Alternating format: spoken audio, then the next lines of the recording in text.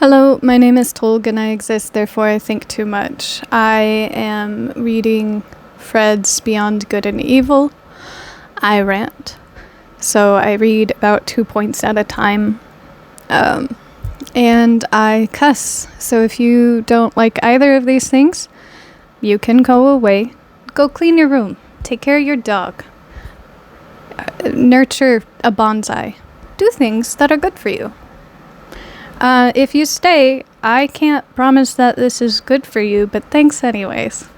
And, I don't remember any of the other warnings, nor if there are more. But I'm going to be reading point 41 and 42, hopefully. So 41 starts off, one must subject oneself to one's own tests. Okay. That one is destined for independence and command, and do so at the right time. What the hell kind of tests are we talking about? This sounds like Durden, Fight Club. One must not avoid one's tests, although they constitute perhaps the most dangerous game one can play. This sounds exactly like Durden.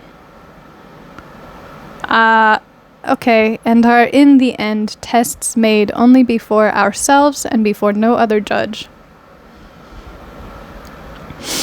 Not to cleave to any person, be it even the dearest. Every person is a prison and also a recess. Was Freud alive at the same time that Nietzsche was? I'm gonna look that up and edit it in. You know, the whole consciousness, when people dream, if they dream of a house, it's representative of their consciousness, and each room is like a different sort of import to the individual.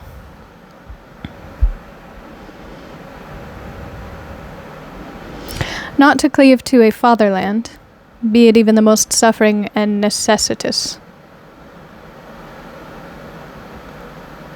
It's interesting. You find out a lot about a culture, whether they call the country of origin the fatherland or the motherland.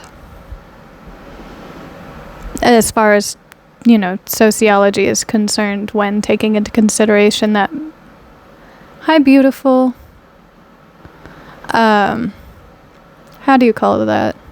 Women-led societies have a tendency to be the healthiest.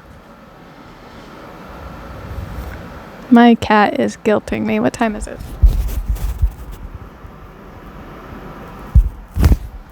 Maui, there's no food in that. You're eating air. He has 2 hours until I feed him. Be it even the most suffering and necessitous. It is even... Whoa. Haha. I drink coffee. It is even less difficult to detach one's heart from a victorious fatherland. Why is this paired with testing on oneself? Why is self-testing paired with where you come from?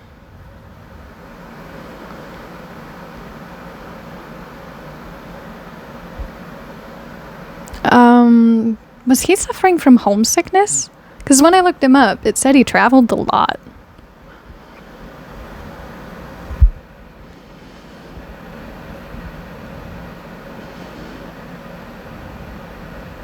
It is even less difficult. It is easy to detach one's heart from a victorious fatherland.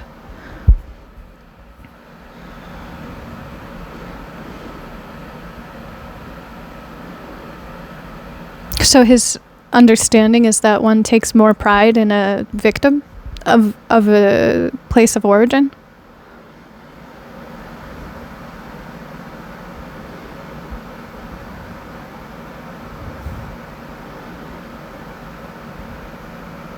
That is an argument that one could make. Hi, beautiful. Do you want to say something? Wise words, bud. I have only traveled inside my place of origin, so I don't have experience with that. Not to cleave to a sympathy, be it even for higher men, into whose peculiar torture and helplessness chance has given us an insight.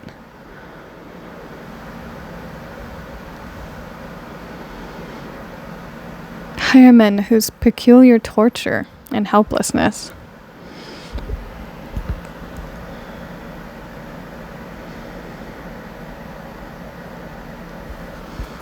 What in the fuck did Nietzsche know? You know, with Epstein's List coming out, when he says higher men, I always assume he means class differentiation and peculiar torture. Were they torturing themselves or others? Not to cleave to a science, though it tempt one with the most valuable discoveries. So, again, ancient Mesopotamia, they utilized spirituality to discover things, and science only made it evident. Actually, CIA used a bunch of spirituality and then tested it with science. The dolphin thing. Not that I think anything fruitful came out of that other than, you know, dolphins are capable of higher learning. Not that humans always are. And I guess the isolation tank might be helpful for some, especially with like PTSD, but otherwise, bad times.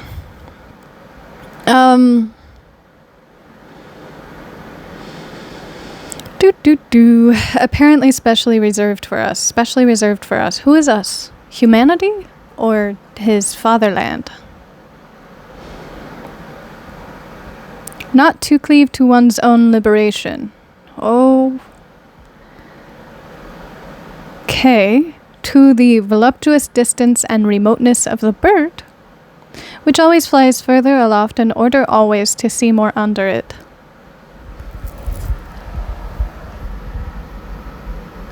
The higher you climb in society, the more you understand of that which exists beneath you. I can swear that is not the case.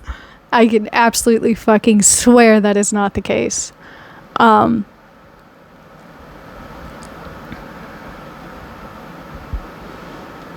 That could be the case, but that I think would only be so if, you know, someone was attempting to not be ignorant.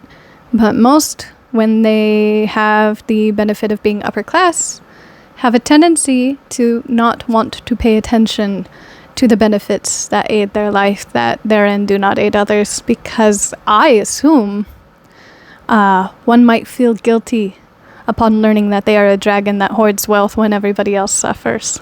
Especially in a nation where taxes are collected as a means of aiding the suffering of the general public. Then you go further from that and you realize that, you know, our taxes are collected and now aiding other countries. When we were initially created as a socialist democracy. But who am I? Just someone from the lower class. What could I see from below? Which always flies further aloft in order always to see more under it. Oh, what's that one tale where the feathers are glued to the body and made of wax? Flies too close to the sun. The danger of the flyer. Not to cleave to our own virtues, nor become as a whole a victim to any of our specialties. What are specialties in this regard? To our hospitality, for instance. A specialty is hospitality? So our graces that we bestow on others are specialties? For instance, specialties are consideration towards others? Virtues. So is specialties synonymous with virtues? Nor become as a whole a victim to any of our specialties, to our hospitality, for instance, which is the danger of dangers for highly developed and wealthy souls. Yeah, you could be plundered if you trust the wrong person. I talk like I'm a pirate. Maybe I am. Maybe I was supposed to be. Do. Although he talks like a pirate. He was the one that said scurvy, not me. You know, maybe he defends the upper class so much because he feels like he's alienated from it. Tribalism. In order to belong, you have to other someone else.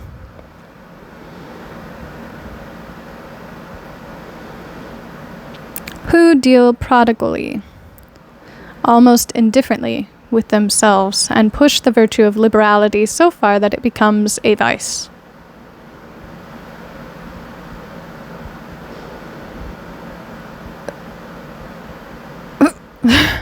One must know how to conserve oneself, the best test of independence. Okay, so there's a phenomenon. And it is new money versus old money. New money keeps the circulation of money in place, which the economy depends on. Because new money comes from poverty, and poverty wants to spend to feel good. Old money hoards as a means of ascertaining and maintaining. And these are habits handed down generationally.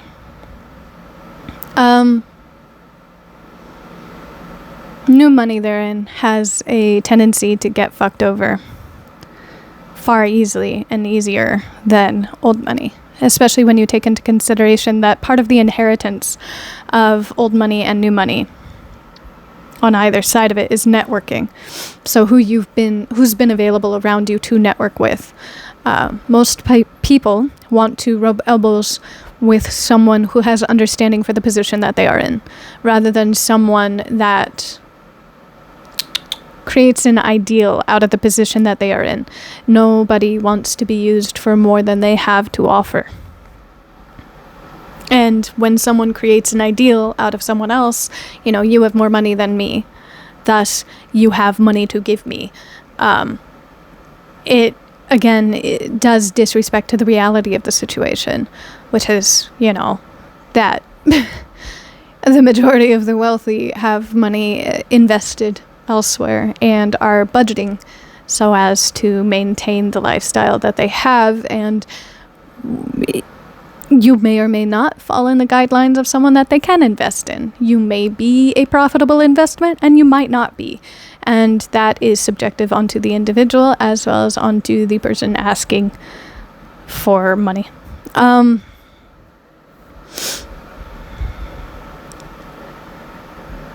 And that is something that in poverty I don't think is respected. That I think I may have heard someone recently speak about it, but not often. When you're wealthy, and this is coming from a poor person, so it's not like, I have experience in this, and if I say something wrong, sure, I said something wrong, whatever. But it was something I heard from someone else initially and have witnessed once personally. People want to buy your time because your time is an investment in their person, and name dropping is networking to a degree. If I know this person, that means that I am worth investing in. So the idea is if you give someone something they want, they will find you worthy enough to let you into their inner circle. And so it happens that those who hold a position in life that other people value have things gifted to them that would not readily be gifted to the poor, and oftentimes is not necessarily taken with the same amount of gratitude that the poor would receive it. I can afford myself this, so it means nothing to me, versus I cannot afford that, and it means more to me than the bed I currently sleep on. Wealthy versus poverty. So you have a bunch of people wasting money on people who have money. And because everybody believes that it is an investment worth making. And I think it very wise to, I mentioned in the last video the Buddhist practice of creating art to destroy it, understanding the impermanence of life. I think it very, very wise to understand the impermanence of reality. That everything will blow over in time. This too shall pass. Some people see it as a curse that they will not be remembered generations down the line. Myself personally, I see it as a blessing. I mean, maybe I might be remembered, but my hope is if I am remembered that it's for the positive things that I did, because Lord knows I'm not always a positive influence. But, you know, in the off chance that I am not remembered, that could only be God's grace. I think it is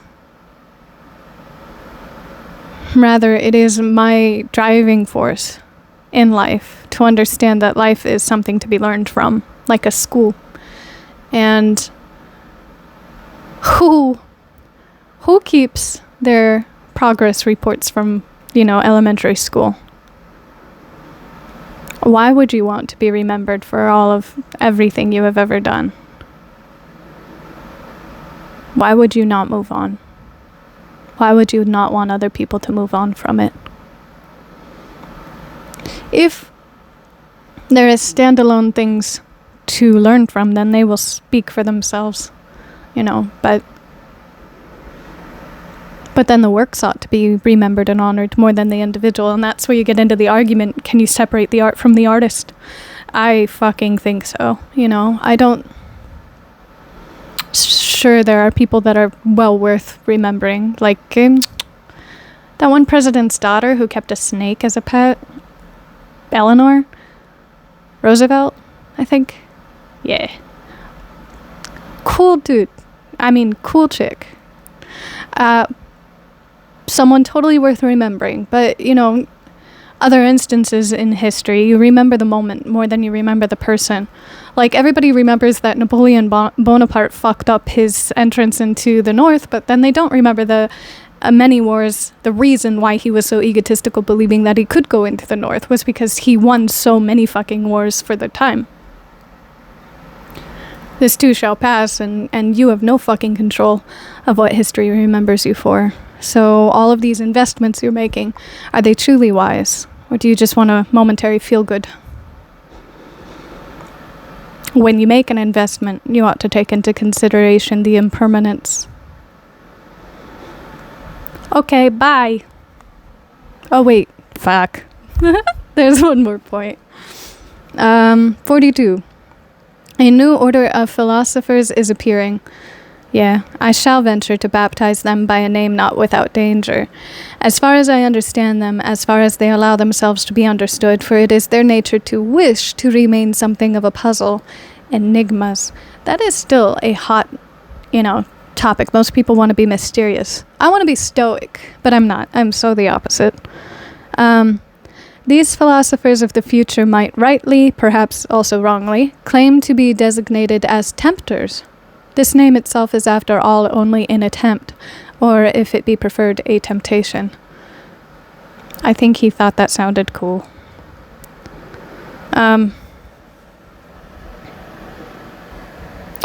Okay, now I'm done. It is appearing that not every single point is going to be relevant to the point prior when Nietzsche writes Nietzsche, and it seems very much like in the notebooks of Leonardo da Vinci. I would like to read those too, because I only got through Da Vinci's first notebook, and then I got to the black hole part, and it was like, Jesus, so I just stopped, because I'm still spinning on a vacuum is not nothing. And in order to have everything needs to have nothing in it to be considered everything. I'll forever be stumped. So, yeah, the last point, I guess, is just more credence to Nietzsche feeling like an old man in his profession and hating other philosophers. being threatened by the more popular pseudosciences arising in the field. Victorian period. I know more about Victorian England than I know about Victorian period for anywhere else, but due to the technology of the era, I understand that people, talking about investments, needed to network in order to needed to socialize in order to uphold these networks. And their social value stood for whether the investments monetarily they made would also incur value or general public wrath, I guess. So it wouldn't be surprising to find out that an emerging science, an emerging fashion, would want to be an oppositional force to what was common at the time in order to, be a contrast, so much so that other people would find it new, invigorating, and want to invest in the new, fresh thing, which happens generally every single time a generation finds their own feet. They just want to be different from the prior ones, unless you get to Gen X, at which point they are ass-kissers for the boomers, and nobody talks about that. But, on a rant, being a millennial who is genuinely everybody's punching bag as a means of, saying they were too awkward to stand by themselves. Gen X has a tendency, in the US specifically, to say that they were the latchkey kids and they're the toughest individuals that ever fucking lived. My rant is absolutely in regards to that. And I didn't know I would do this, but apparently I am. It is my belief that the reason that the latchkey kids, that Generation X, believes they are so fucking tough is because they grew up under the boomers. And it is also my understanding that the boomers were the first generation to be tested on with Adderall, which are uppers. They also, the boomers, had a heavy alcohol problem in the US. So what happens when you mix Adderall, uppers, amphetamine-based drugs with alcohol? You lose emotional intelligence. What does that result in? Emotional neglect of your children. Why would latchkey kids believe that they are so tough? It is probably because they were not able to feel nourishment from their familial setting. Does it actually have to do with the abuses of the world? Probably fucking not, because Generation X actually benefited the most from the increased stock before it plummeted in the 90s. They were the last generation in the US to have a decent chance at buying a fucking house. Sure, they were emotionally neglected, but in consideration of any generation that came after them, they had the best economic chance. They had the best chance of education. The reason they would hold so tight to having it so fucking hard is because they don't want anybody to come for them, to take away the benefits they did have, because it wasn't their fault that anything bad happened. In fact, it was the boomers' fault. And my theory on why the boomers did that is because they were attempting to get their parents' love, which were fucked up from the wars. Their parents came home with post-traumatic stress disorder, or, stay-at-home wives who were suffering themselves from, cocaine was very popular up until the 80s. I can't remember when it became illegal, but in the US, cocaine was legal for a specific amount of time and was combined with alcohol. By the time that cocaine became illegal, they started using amphetamine-based drugs in the market to aid medically with people. So it kind of took in, it's the housewife's cocaine. Ritalin is the housewife's cocaine. Helps you get through the day type thing.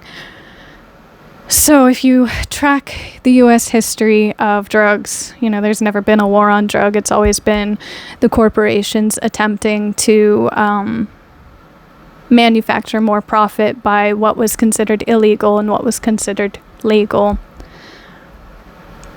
Then you take that into consideration to the effect of what was legal, what was illegal, what the general populace was pushed to as far as bread and circus is concerned, to believe that they ought to chase after. You can find the side effects in the mental state. And the silent generation was what gave birth to the boomers. The silent generation had a lot of issues with wandering eyes, emotional neglect as well, post-traumatic stress disorder / shell shock. Also they had different manners, which was generally don't rock the boat, don't be upsetting. So that's what the boomers came up under. The boomers wanted, and Silent Gen also would have taken on this badge of nobility for what they went through, saying, I went up the hill both ways walking to school, which is what you hear from boomers now. I fought in all of these wars. What did you do? What can you present to me as your parent that would make me feel proud of you when look at everything that I did for this nation? I sacrificed for you. I worked in factories for this nation. What did you do in comparison? That's why the boomers are always attempting to prove themselves. And when they couldn't live up to that, because who the fuck could, they instead had an ideation to take pride in themselves by making investments that were momentary rather than for the future. A wise man plants a tree knowing that he will never enjoy the shade, but plants it anyways for the future generations. That was the exact opposite of the boomers. Then you have the boomers taking care of the Gen X, who were the last people to enjoy the shade of the trees that Silent Gen planted.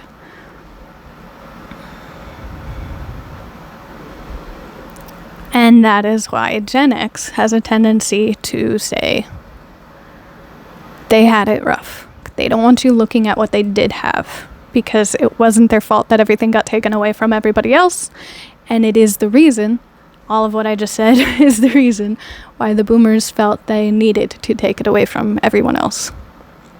It's why President Trump is a fuck up. All right, bye-bye. Enjoy your day.